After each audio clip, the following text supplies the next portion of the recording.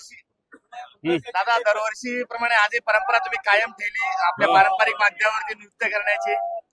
मला वाटतं गणपती आज आपल्याला निरोप घेत आहे आणि लवकर पुढच्या वर्षी लवकर या हा निरोप आपण देतोय. आणि मला असं वाटतं तसं पाहायला गेलं तर आनंद पण आहे आणि दुःख पण आहे. पण दुःख याचं आहे की जातो याचा नाही, आनंद याचा की पुन्हा येणारच आहे. आणि मला असं वाटतं आम्ही पारंपरिकरित्या आमचा संभाजीनगरचं संस्थान गणपती इथून आमची मिरवणूक सुरू होत असते. ढोल ताशा बँड पहिलं वर्ष असं की डीजे मुक्त संभाजीनगर सगळ्यांच्या प्रयत्नानं होत आहे. आणि म्हणून मला असं वाटतं हे नृत्य करणं वगैरे ही नेहमीची पद्धती आहे. काय साकडं बिकडं काय भानगडी नाही. मन मुराद आनंद लुटणं आनंद घेणं हेच काय साकडं बिकडं काय भानगडी नाही.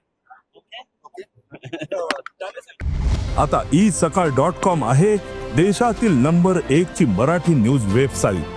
प्रत्येक अपडेटसाठी isakal.com ला नक्की भेट द्या. कुठेतरी आरक्षणाचा मुद्दा आहे त्यावर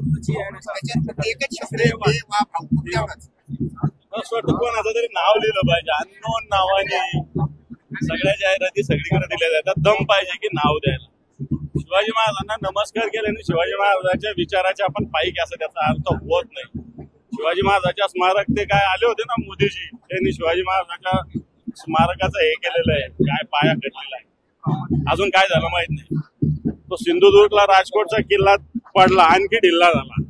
मला असं वाटतं नाटकी पण आहे त्याच्यामुळं. आणि पुन्हा एकदा बाकी मराठा आरक्षणाच्या बाबतीत तेच सांगतात की फक्त हैदराबाद घ्यायसाठी पुरावा. ठीक आहे, हैदराबाद घ्यायसाठी 100% मराठवाड्यात फायदा होणार आहे, पण तो हे सरकार सुद्धा घाबरतं हे फायदा होणार आहे सांगायला. ते सांगतात की पुरावा.